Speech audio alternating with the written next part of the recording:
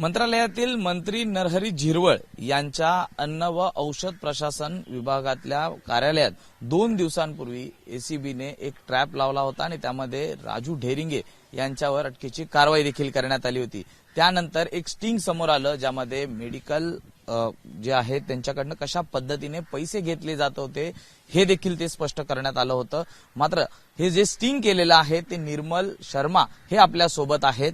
निर्मलजी, नेमकं तुमचं प्रकरण काय होतं, तुमचं मेडिकल का सस्पेंड करण्यात आलं होतं आणि आपण हे स्टिंग का केलेलं आहे?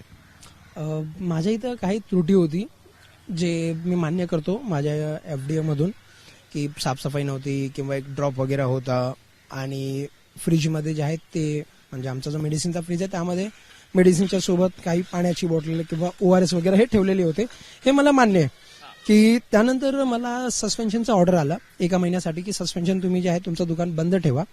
मी ते पण मान्य करतो की ठीक आहे माझ्याकडून चुका झाल्या ते मी करतो। मी 1 महिन्यासाठी बंदचा सस्पेन्शनचा ऑर्डर आला। त्यानंतर हे सस्पेन्शन मला मान्य नव्हता म्हणून ह्या ऑर्डरच्या म्हणजे ह्या आदेशाच्या विरुद्ध मी मंत्रालयामध्ये गेलो 7 तारखेला गेलो। माझी अपील वगैरे तयार करून मी राजू ढेरिंगे जे लिपिक आहेत त्यांना दिलं। त्यानंतर त्यांनी अपीलमध्ये माझं नाव टाईप वगैरे ऍड करून कम्प्युटरमध्ये मला एक पेपर दिला, हिअरिंगचा पेपर, की तुमची जी आहे ती 13 तारखेला सुनावणी आहे। तर मी 13 तारखेला तिथं परत गेलो। गेल्यानंतर मला तिथं डॉक्टर रामदास गाडे हे भेटले, हे कॅबिनमध्ये होते, मी पहिला नंबर माझा होता। मी गेलो तिथं, ते डॉक्टर रामदास गाडे जे आहेत ते आतमध्ये माझ्या समोर बसलेले, त्यांच्यासमोर मला बसवलं गेलं। मी तिथं बसून त्याच टाइमला राजू ढेरिंगे तो पण आमच्या बाजूला होता।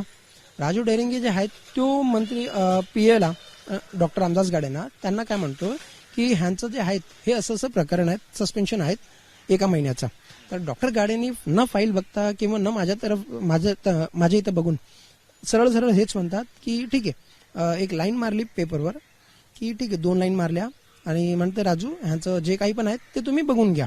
या लाईन नेमक्या काय होत्या आणि त्या कशा पद्धतीने करण्यात आल्या होत्या किंवा काही पैसे मागण्यासंदर्भातल्या काही विशेष खुणा त्या फाईलीवरती करण्यात आल्या होत्या का? मग नाही, जे लाईन आहेत ते त्यांचं एक सिक्रेट कोडवर्ड आहेत जे डॉक्टर रामदास गाडे आणि राजू ढेरिंगे ह्यांच्यामध्ये आहेत ते सिक्रेट कोड। एक लाईन म्हणजे 50,000, लाईन पण एक छोटीशी एवढीशी एक स्टिकी नोट असते त्यावर एक लाईन छोटीशी, एक बाजूला एक लाईन मारली तर म्हणजे एक लाईन 50,000, 2 लाईन 1 लाख।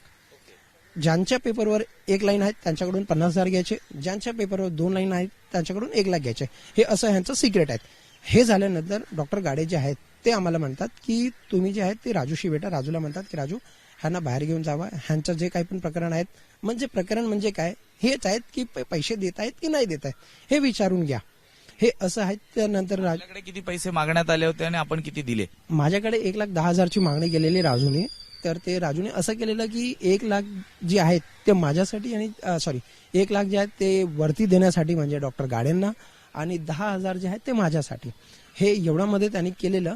पण त्यानंतर मी ट्राय करून रिक्वेस्ट करून आणि फोर्स वगैरे करून जेव्हा हे केलं त्या टाइमाला मला राजूने सांगितलेलं की तुम्हाला 50% डिस्काउंट देऊ।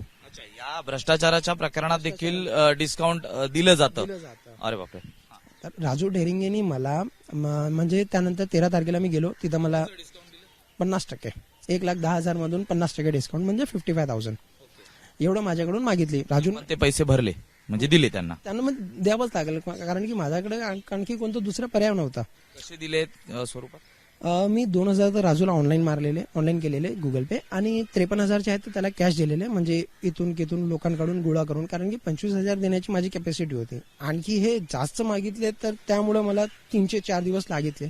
मी 21 तारखेला गेलेलो आणि 28 तारखेला पैसे दिले म्हणजे हे पैसे जे 55,000 आपण दिले यातले नेमके पैसे कोणाला किती गेले याबाबत काही कल्पना दिली आपल्याला?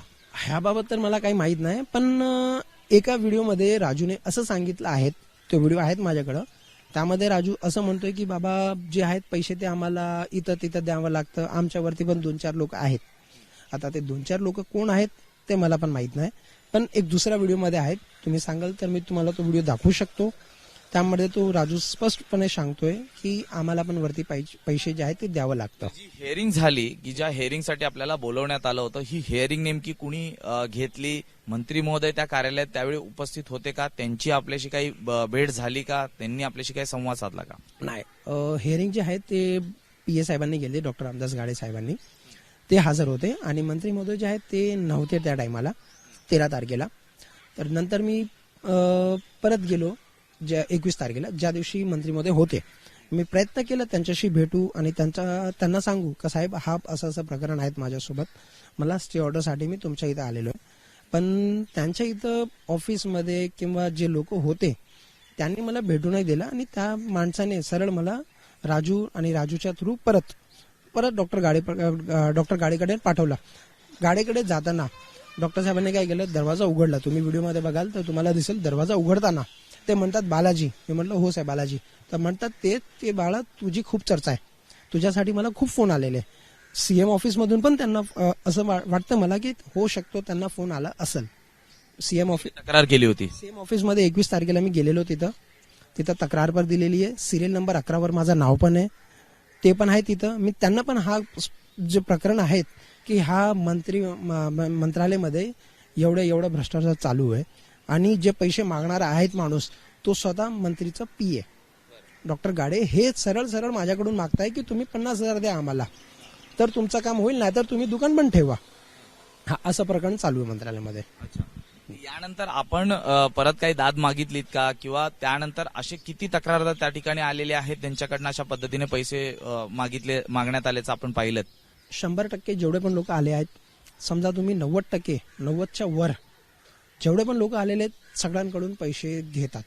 पैसे दिल्याशिवाय मंत्रालयामध्ये एक आहेत, तुम्ही पैसे देणार तर तुमचं काम होणार. तुमच्याकडे पैसे नाहीये तर तुम्ही तुमचं जे पण पेढी आहे, तुमचा जे पण व्यवसाय धंदा आहे ते तुम्ही बंद ठेवा. तुमच्याकडे पैसे आहेत तर तुम्ही या, आम्ही तुम्हाला स्टे देतो. मंत्री असू द्या किंवा नसू द्या, ते तुम्हाला स्टे आपोआप भेटणार. यामध्ये गाडे यांचा थेट सहभाग होता किंवा त्यांच्या व्यतिरिक्त काही अधिकारी हे देखील या संपूर्ण प्रकरणात इन्व्हॉल्ड आहेत असं आपल्याला वाटतं? गाडे जे डॉक्टर गाडे आहेत त्यांचं तर संपूर्णपणे दिसतंय की ते आहेत ह्या मॅटरमध्ये इन्व्हॉल्व. पण ह्यांच्या अतिरिक्त आणखी कोणी आहेत का नाहीये हे मला आतापर्यंत माहित नाहीये आणि त्यांना मी कोणाला बघितलं पण नाहीये. मी फक्त 2 लोकांना बघितलेलं आहे, डॉक्टर रामदास गाडे आणि राजू ढेरिंगे. फक्त हेच दोन्ही लोक, हे 2 फेस आहेत जे प्रत्येक वेळी समोर येतात.